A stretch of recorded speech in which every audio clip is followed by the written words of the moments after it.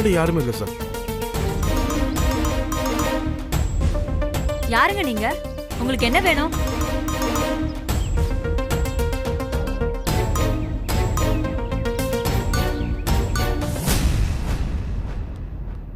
என்னங்க வீட்டுல யாரையும் காணோம், வீடு வேற திறந்து போட்டிருக்கு.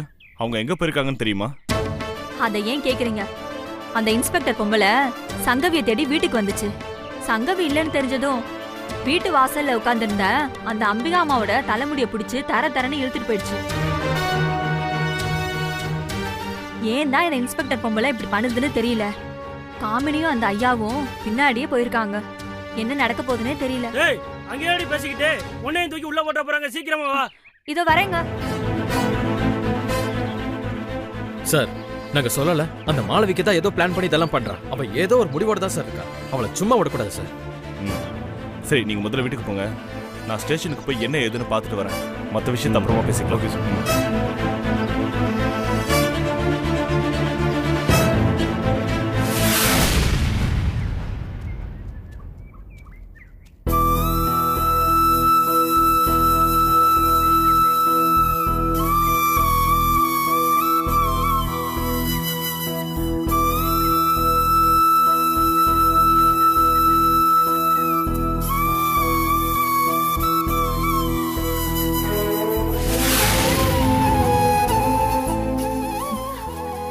அம்மா, நாம இப்போ எங்க போயிட்டு இருக்கோம்?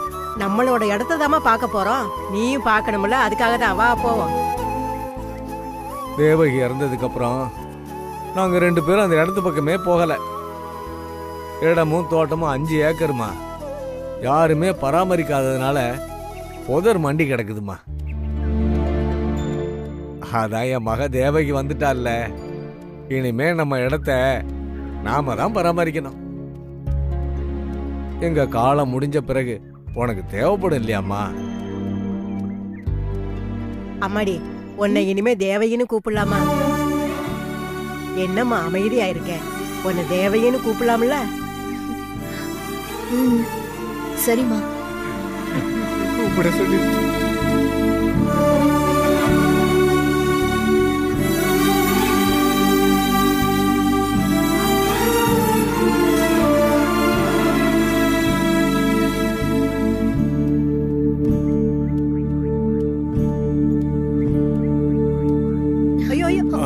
பாத்து வாமா, பாத்து காலவை மெதுவா.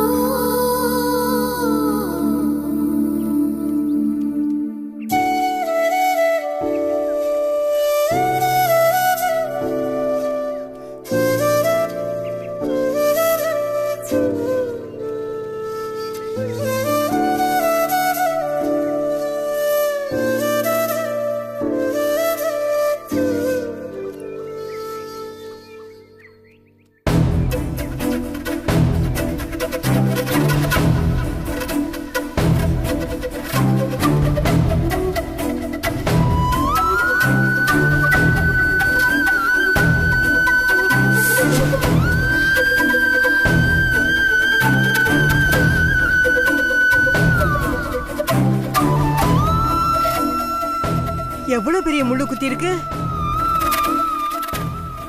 என்னம்மா தேவகி இது? கால்ல முள்ளு குத்தி இருக்கு, ரத்தத்தையே காணோம்.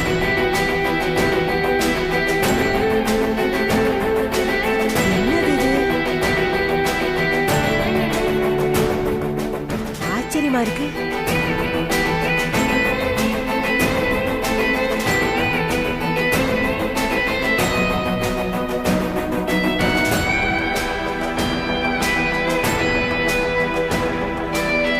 எப்படி வந்ததுன்னே தெரியல. என்னாச்சுமா? அம்மாடி, உன் கால்ல இருக்க சக்கரை குறிய பத்தி உனக்கு ஏதாவது தெரியுமா? என்ன பத்தியே எனக்கு தெரியல. என் கால்ல இருக்கிற சக்கரத்தை பத்தி எனக்கு எப்படிமா தெரியும்? அது ஏதாவது மச்சமா இருக்கும். இது நீ நினைக்கிற மாதிரி சாதாரணமான மச்சம் இல்லம்மா. தெய்வ அம்சம் உள்ளவங்களுக்கு தான் இந்த மாதிரி எல்லாம் குறி இருக்கும்.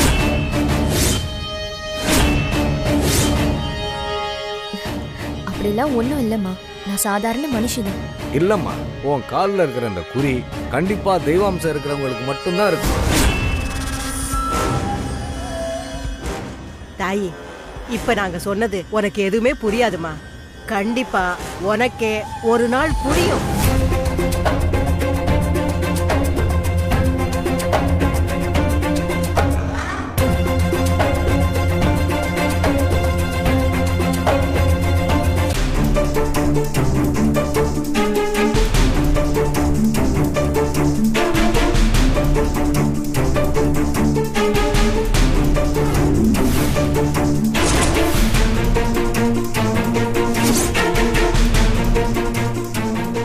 சொல்லு, எங்க உன் மக?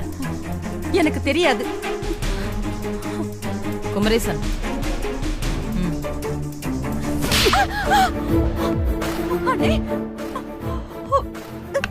இப்ப சொல்ல போறியா இல்லையா? நீ அடி, நல்ல அடி.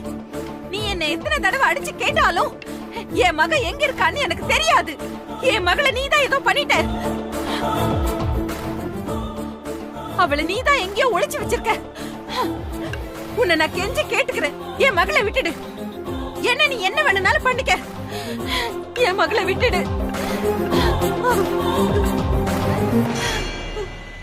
நான் ஒன்ன கேட்டா நீ என்ன கேக்குறியா?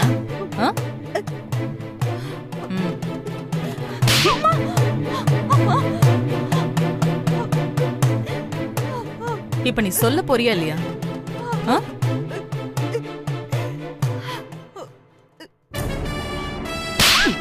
நிறுத்துங்க. அம்பிகா, எதுக்கு மேடம் உங்களை ஸ்டேஷன் கூட்டு வந்து இப்படி அடிச்சுக்கிட்டு இருக்கீங்க? ஹலோ மிஸ்டர், இது ஒன்னும் கோர்ட் கிடையாது உன்னோட கேள்விக்கெல்லாம் பதில் சொல்லிட்டு இருக்கிறதுக்கு. இது என்னோட ஸ்டேஷன். யார வேணா கூட்டிட்டு வருவேன், யார வேணா அடிப்பேன். அது என்னோட இஷ்டம். இதனால வர பிரச்சனைகளுக்கு நான் எங்க பதில் சொல்லணுமோ அங்க பதில் சொல்லிக்கிறேன். உனக்கு பதில் சொல்லணும்னு எனக்கு அவசியம் கிடையாது. உனக்கு இப்ப என்ன வேணும்? வந்த விஷயத்த சொல்லு. மேடம், பார்த்து பேசுங்க. You are expert and take respect. நாங்க தான் சங்கவியை கண்டுபிடிக்க சொல்லி ஹேர்பேஸ் கார்பஸ்ல ஃபைல் பண்ணிருக்கோமே. இன்னும் 10 நாள்ல சங்கவியை கண்டுபிடிச்சு கோர்ட்ல ஒப்படைக்க வேண்டிய பொறுப்பு உங்களுடையது.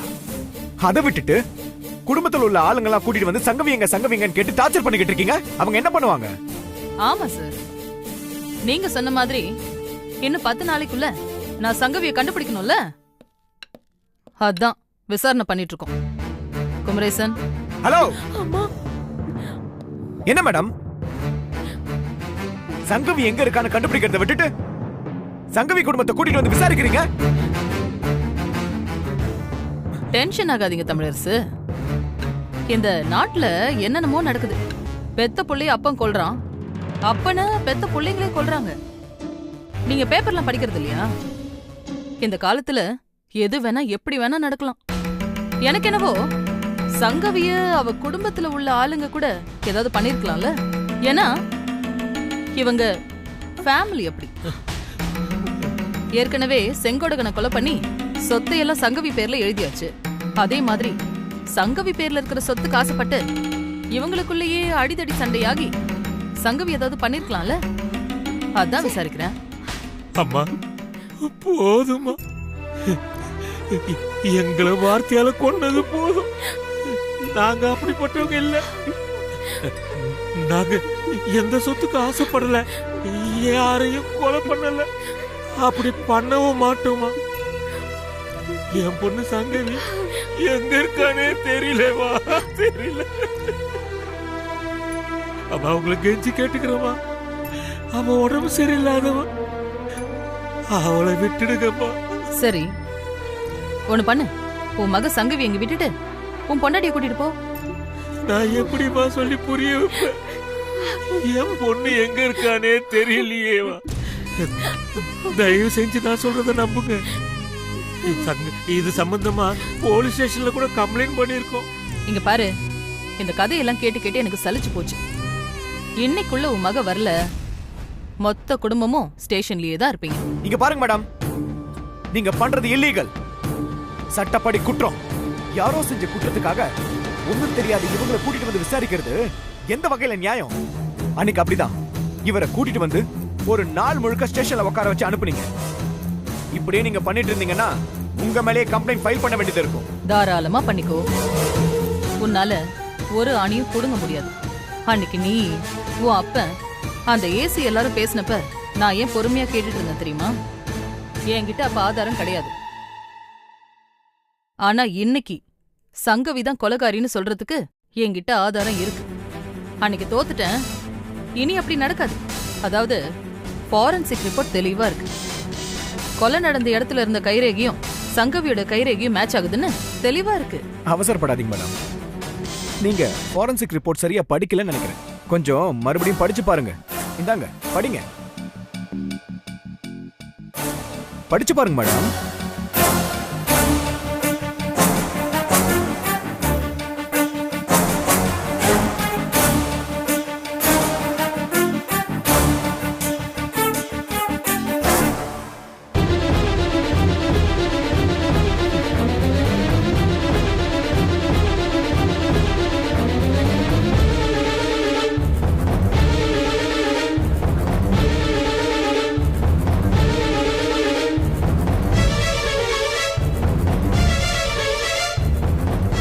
என்ன மேடம் படிச்சு முடிச்சாச்சா?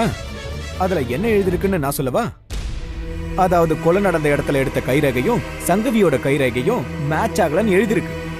அப்படிதானே மேடம்? மேடம், அன்னைக்கு நீங்க இந்த ரிப்போர்ட்டோட காப்பியை கொடுக்கும் போதே நாங்க அப்பவே தெரிஞ்சுக்கிட்டோம். பாவம், நீங்க சரியா படிக்கல போல இருக்கு. முறையா எந்த ஆதாரமும் இல்லாம இப்படி ஒரு குடும்பத்தையே கூட்டிட்டு வந்து டார்ச்சர் பண்றீங்களே. இப்படி நீங்க பண்றீங்கன்னு உங்க மேலதிகாரிக்கு ஒரு கம்ப்ளைண்ட் கொடுத்தா என்ன ஆகும் தெரியுமா? வேலை போகும்.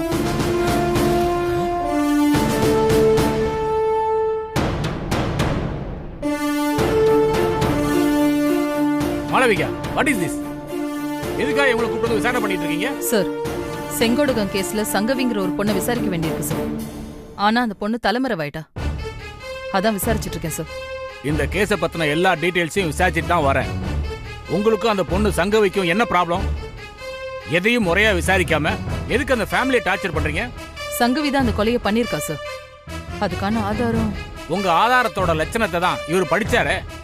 ஹார்பியஸ் கார்பஸ் ஃபைல் பண்ணிருக்காங்களே. சங்கவியை காணாமன்னு போலீஸ் ஸ்டேஷன்ல கம்ப்ளைண்ட் ஃபைல் பண்ணிருக்காங்க. இது எல்லாம் தெரிஞ்சிருந்தும் இவங்களை ஸ்டேஷனுக்கு கூட்டு வந்து விசாரணைங்கிற பேர்ல கொடுமைப்படுத்திட்டு இருக்கீங்க. யாரை எப்படி விசாரிக்கணும்னு ஒரு வரமுறை வேணா? சார், முறையா ட்ரைனிங் எடுத்து தொழில சின்சியரா இருக்கவங்களுக்கு தான் அதெல்லாம் தெரியும். ரெக்கமெண்டேஷன்ல எப்படியோ வேலை வாங்கினவங்களுக்குலாம் எப்படி தெரியும்? சென்னையில என் ஸ்டேஷன்ல வேலை பார்க்கும் போதே இவ இப்படிதான் சார். எதையும் கரெக்டா பண்ணதே இல்ல, எல்லாத்துலயும் அறகுறை. இங்க பாரு மாளவிகா, இந்த கேஸை பொறுத்த வரைக்கும் எதையும் முறையா செய்யாம சங்கவி மேல இருக்கிற தனிப்பட்ட கோவத்தை உங்க அதிகாரத்தை பயன்படுத்தி சங்கவியையும் அவங்க குடும்பத்தையும் டார்ச்சர் பண்ணிருக்கீங்க. இத நம்ம டிபார்ட்மெண்ட் எந்த சூழ்நிலையிலையும் அனுமதிக்காது. அதனால நான் உங்களை 10 நாள் சஸ்பெண்ட் பண்றேன். நாளைக்கு என்கொயரி இருக்கு, வந்து அட்டெண்ட் பண்ணு.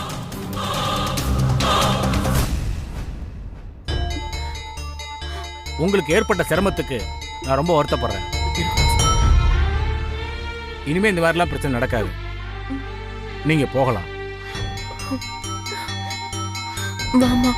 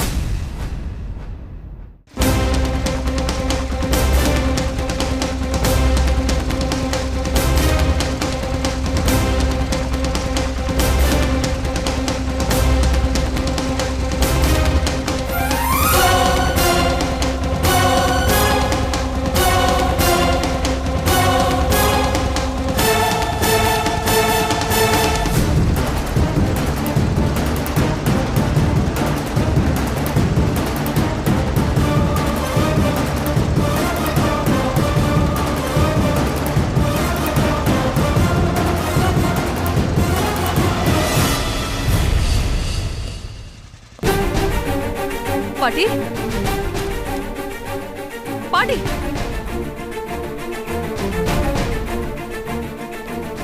பாட்டி, பாட்டி, பாட்டி எந்திரி பாட்டி.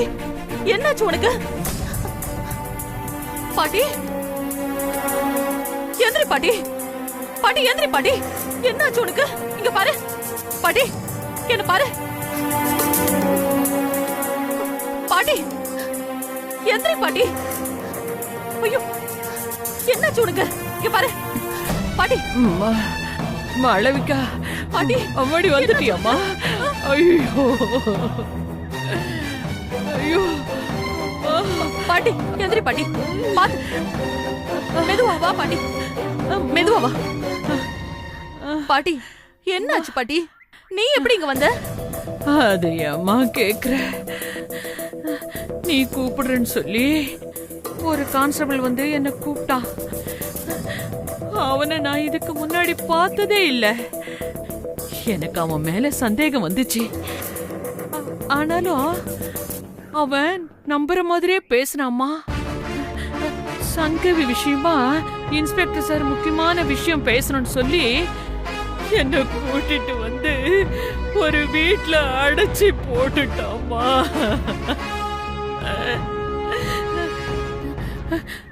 அது மட்டும் இல்லம்மா, அந்த வீட்ல இருந்து தப்பிச்சு வந்தப்போ அந்த முகமுடி கொள்ளக்காரங்க என்ன அடிச்சு போட்டு ஒரு மரத்துல கட்டி போட்டாங்கம்மா. அங்க இருந்து தப்பிச்சு வரும்போதுதாம்மா மயக்கமாகி கீழே விழுந்துட்டேன். நல்ல வேளை நீ வந்து காப்பாத்திட்ட.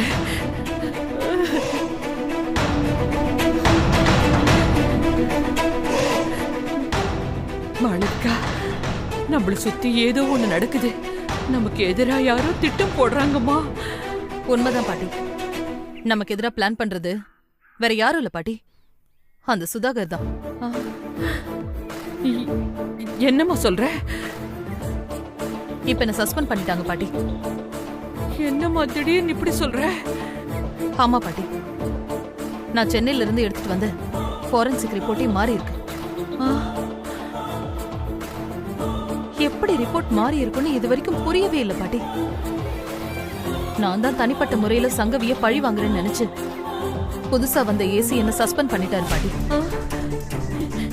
என்னமோ சொல்ற? எனக்கு இப்பதாமா புரியுது. அந்த சங்கவிய காப்பாத்துறதுக்காக அவன் தான் திட்டம் போட்டு செஞ்சிருக்கான். என்ன அந்த வீட்டுல அடைச்சு வச்சது கூட அவனோட ஆளாதான் இருக்கும். என்ன அடைச்சு வச்சு அவமானப்படுத்தினது இல்லாம உன் வேலைக்கு வேற ஓலை வச்சுட்டானா? அவனை சும்மா விடக்கூடாதுமா. அந்த சங்கவியும் சுதாகரும் நிம்மதியாவே வாழக்கூடாது. நாம தோத்துறக்கூடாதுமா. நாம யாருன்னு அவங்களுக்கு காட்டணும். சங்கவி சங்கவி சங்கவி, இந்த சங்கவிக்காக தானே அவன் எல்லாம் பண்றான். இனிமே அந்த சங்கவி உயிரோடவே இருக்க கூடாது. உயிரோடவே இருக்க கூடாது.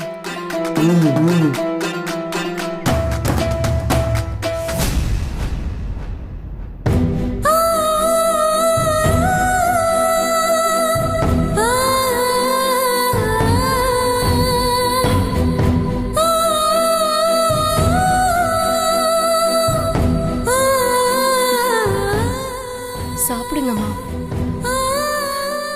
அத்தை சாப்பிடுங்க அத்தை.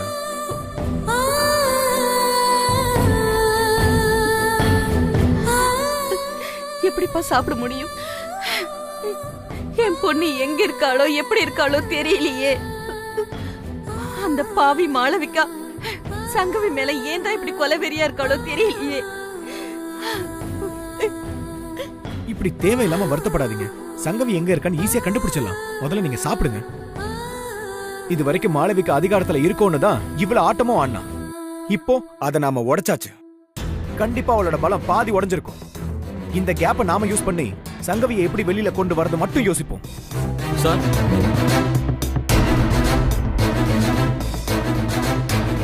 ஒரு சின்ன பிரச்சனை. மாளவியோட பாட்டி அடைச்சு வச்சிருந்தோம்ல, அவங்க காணாம போயிட்டாங்க.